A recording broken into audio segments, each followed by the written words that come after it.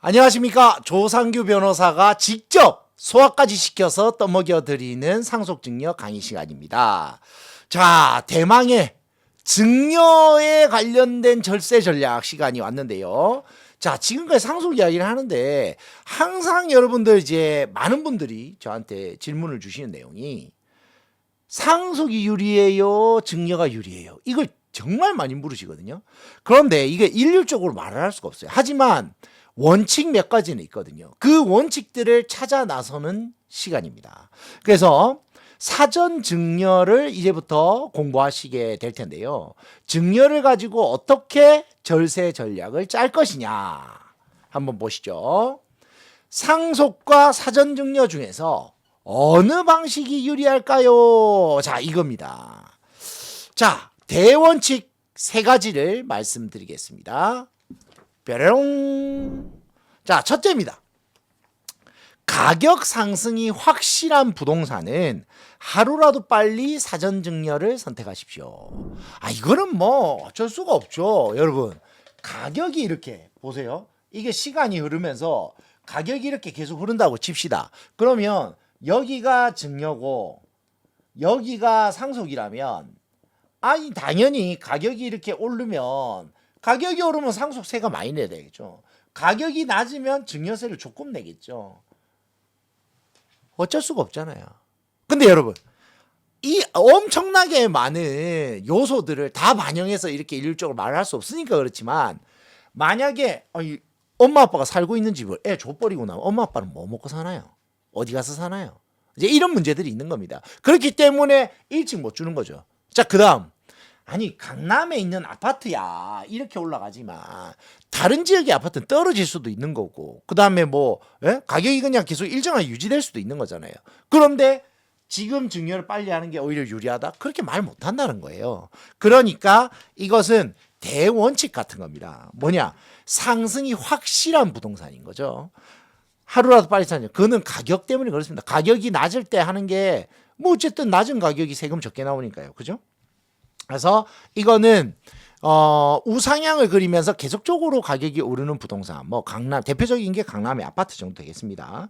그럴 때는 가격이 많이 올라서 상속을 하는 것보다는 적정 시점에서 증여를 해서 낮은 가격으로 증여를 해서 주는 게 좋다. 이게 대원칙 1번. 그 다음에 두 번째 원칙을 한번 보겠습니다. 사전 증여 후에 10년간 살 자신 있으면 사전 증여를 택하시오. 근데 이거는 뭐 여러분들 어느 분이라도 어디 가서 들어보셨을 내용이죠. 뭐냐? 이렇게 쭉 사시다가 여기가 사망 시점인데요. 사망으로부터 언제까지? 10년 내에 이루어진 모든 증여는 뭘로 포함한다고요? 여기는 상속 재산에 넣는다는 거예요. 이게 무슨 말이냐? 어쨌든 이 안에 있는 것들은 다 상속에 포함된다는 거 아니에요. 상속 재산에. 그러니까 언제? 이 시점 이전에 넣으면은 여기는 포함이 안 돼요. 그죠? 포함이 안 되고 뭐만 한다? 그냥 증여세만 내면 된다는 거예요. 그러면 변호사님, 여기서 증여세를 내고 그러면은 요 시점을 한번 해주세요. 여기서 만약에 여기 이 시점이면 요 안에 들어와 있으면 증여세는 내지만 뭘 안 낸다? 상속세를 안 낸다. 오케이. 자, 이 시점에 들어오면 증여세는 내고 나중에 상속됐을 때 상속재산에 포함하면 변호사님 그럼 두 번 내요? 그건 아닙니다. 그게 무슨 말이냐?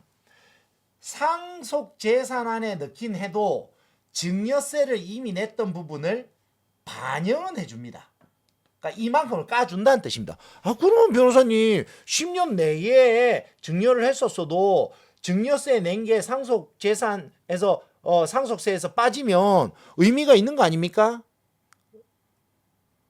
조금 의미가 있죠. 왜? 재산이 많은 사람 입장에서는요, 상속재산에 들어가는 순간 이게 누진세율이에요. 누진세. 누진세가 뭐예요? 재산이 많으면 퍼센테이지를 더 많이 낸다고요. 그러니까 더 많이 내는 퍼센테이지 안에 누진세로 들어가 있는 상태에서 증여세 낸 것만 빼주는 거예요. 그러니까 어때요? 이 재산이 상속재산 안에 들어오는 순간 누진세 범위를 높이는 역할을 한다는 거예요. 그래서 높은 누진세 구간에 들어가서 거기서 상속세가 계산돼 다음에 그 전에 냈던 증여세를 까주기 때문에 그러면 어떻게 된다? 세금을 더 많이 내겠죠. 그러니까 어때요? 얘로 그냥 한번 증여세 내고 끝! 그리고 나서 상속재산에는 얘가 안 들어가 주는 게 깔끔하죠. 그래서 여러분들 뭐 계속 10년 말씀 나오는 게 이런 겁니다. 그리고 또 10년이 그게 또 의미가 있는 게 그거죠. 피상속인이 사망하고 나서 10년간의 계좌 내역을 싹 다 본다 그랬잖아요. 거기서 뭐 현금이 빠져나갔거나 예를 들면은 뭐 출처가 아니라 이제 뭐 소비 용처 증빙이 안 되는 거나 이런 게 있으면 다 상속 재산으로 봐버리거든요. 네, 자식 줬다, 와이프 줬다라고 봐버려요. 그렇기 때문에 그 10년 무슨 이야기인지 아시겠죠? 그 사전 10년, 그러니까 죽기 전 10년이라는 것은 다 상속 재산 안에 넣는다 해서 대부분 10년 이야기하는 거. 그래서 돌아가실 10년은 더 살 생각이 있다 이러면은 증여를 하는 게 유리하다라는 겁니다. 그다음에 세 번째 또 말씀드릴게요. 상속재산 가액이 상속공제 이내인 때. 이게 무슨 말이에요? 이게 무슨 말이냐면요. 이거 잠깐 지울까요? 자, 예를 들면 배우자 공제 5억이 있고요. 기본 공제가 5억이 있다고 칠게요. 그러면 이렇게 되면 10억까지는요 세금을 안 내겠죠. 그게 무슨 말이냐면요. 만약에 상속 당시에요. 상속 당시에 공제가 이렇게 배우자 공제 5억까지 받을 수 있는 상황에서 배우자가 받는 예를 들면은 상속 지분만큼 상속 지분만큼 다 공제를 해주거든요. 그러면 배우자 공제 5억에 기본 공제 5억을 해서 공제를 다 받게 되면 상속 재산이 10억밖에 안 돼서 상속세가 0이 나오는 경우가 있다고 한번 생각해 봅시다. 그럼 공제가 다 되니까 0이죠. 근데도 불구하고 10억인데 여기서 일부 뭐 2억이 됐든 5억이 됐든 이거를 그 사전에 증여를 했다고 칩시다. 증여세가 나오겠죠. 그러니까 굳이 가만히 놔두면 그죠? 마이크 때문에 안 되겠네요. 자. 이렇게 그냥 하면 요건 증여세는 있어요. 증여세. 상속세가 0인데 그 전에 주면 증여세가 존재한단 말이야. 상속세는 0인데 증여세는 존재한다는 거예요. 무슨 말이냐? 한 5억 되는 부동산을 그냥 증여를 해줘요. 5억 되는 현금을 증여해줘요. 그러면 증여세는 내야죠. 근데 이걸 가만히 갖고 계시다 돌아가시면 배우자 공제, 기본 공제 5억씩 해서 상속세를 0을 낼 수 있어요. 그럼 뭘 하신다고요? 그냥 들고 있는 게 낫죠. 증여를 안 하는 게 맞죠. 이게 무슨 말이냐? 상속은 공제라는 매직이 있습니다. 진짜 마술이 있어요. 그래서 이 공제가 최대한 많이 될 수 있는 범위 내에 들어온다면 여러분은 공제를 선택하시는 게 맞습니다. 그러면 상속세를 안 낼 수 있거든요. 그래서 증여보다는 상속 공제가 많으신 분은 상속 공제를 받으시라. 다음에 여기서 팁 하나 또 드리면 제가 뭐랄까요? 상담을 했던 케이스 하나를 설명드리겠습니다. 지금 아버지께서 낙상을 하셔가지고 지금 오늘 내일 하신대요. 그래서 이제 한 2, 3개월 정도밖에 이제 더 이상 함께 볼 수 있는 시간이 없는데 아버지가 남기신 재산을 어떻게 하면 좋을까요? 이런 이야기예요. 그래서 어머니하고 같이 사시고 있는 집을 매도를 할까요? 양도를 할까요? 막 이러는 거예요. 그래서 제가 그 이야기를 해드렸죠.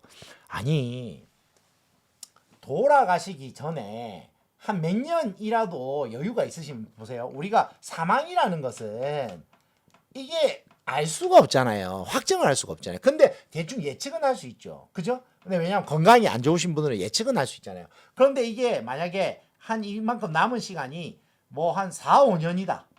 그러면 저는 빨리 부동산을 처분한 금액으로 병원비, 생활비, 여행비 이런 걸 다 쓰시라고 말씀드리고 싶어요. 왜냐하면 그렇게 해서 쭉 낮추시고 공제 범위 안에 들어오면 상속세가 거의 없게 다 상속이 이루어질 수도 있겠죠. 그죠? 왜냐하면 어쨌든 아버지의 병원비나 생활비는 다 상속재산에서 차감되면서 상속재산 포함이 안 돼요. 근데 어쨌든 아버지는 어떻게 해야 된다고요? 근데 이럴 때 자식들이 또 뭘 몰라가지고 병원비를 대드려요. 어떤 의미인지 아시겠죠? 그러니까 자식 된 도리로 아버지한테 잘 보이려고 병원비나 생활비를 보태드리는 거예요. 그러면 안 되는 거죠. 그 왜냐? 상속받을 재산은 이만큼 남아있는데 계속 보태드리면 요금 그대로 유지되잖아요. 그럼 나중에 이건 다 세금 내야 되잖아요. 차라리 이때는 아버지 명의로 된 재산을 쓰면서 아버지가 쓰면서 생활비 병원비를 쓰면서 그걸 차감하는 게 낫죠. 자, 그 다음 두 번째. 돌아가시기 한 2, 3개월 남았다. 이런 경우에 처분하는 게 의미가 있습니까, 여러분? 의미가 없죠. 처분해서 인상계획 써봐야 얼마나 쓰겠습니까? 그러니까 이거는 그냥 아버지 통장, 아버지 명의로 돼 있는 계좌에서 병원비나 이런 거 그냥 계산을 하는 게 낫지. 부동산을 처분을 하고 이렇게 하는 게 보통 일이 아닙니다. 아무튼 나중에 또 문제가 될 수도 있는 게 아버지가 지금 예를 들면 정신이 그렇게 멀쩡하지 않은 상태면 법률 관계에서 이제 효력이 부인되는 경우도 생길 수 있고, 그죠? 그래서 이런 전략들은 케이스 바이 케이스로 상담을 좀 받으셔야 됩니다. 그죠? 그래서 최근에 제가 또 어제 전화 왔던 내용들을 이렇게 소개를 해드리는 겁니다. 그 다음에 자, 상속 공제를 뭐 이렇게 해서 뭘 받는다고 해도 마음이라는 게 있죠. 마음. 그러니까 피상속인인데 아빠 마음은 나는 와이프도 싫고 첫째도 싫어. 나를 너무너무 잘 챙겨주는 둘째 딸이 제일 좋아. 그래서 난 딸을 더 주고 싶어. 이렇게 생각을 하는 거죠. 그러면은 딸을 더 줬는데 근데 딸을 그냥 증여로 주면 아까 말했던 것처럼 증여로 주면 증여세가 나오는데 나중에 상속 공제를 하면 세금이 안 나오는데 이걸 어떻게 하지? 그러면 미리 이제 편파적인 거지. 그러니까 딸을 더 챙겨주고 싶은 거지. 그래서 미리 주고 싶은데 라고 할 때는요. 미리 주셔도 됩니다. 그냥 증여세를 내고 주셔도 되는데 그것보다는 증여를 뭘로 바꿔놓으면 된다고요? 유언으로 해서 유증으로 바꿔놓으면 됩니다.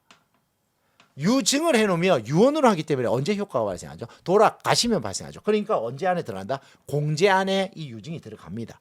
그죠? 그러니까 유언으로 증여를 하는 방식으로 선택해 놓으시면 이게 공제의 혜택을 볼 수 있다라는 것들을 아시면 되겠습니다. 어때요?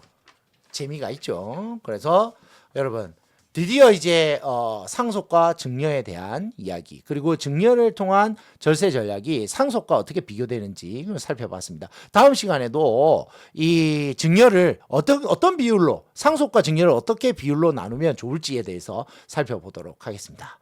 지금까지 조상규 변호사였습니다. 감사합니다.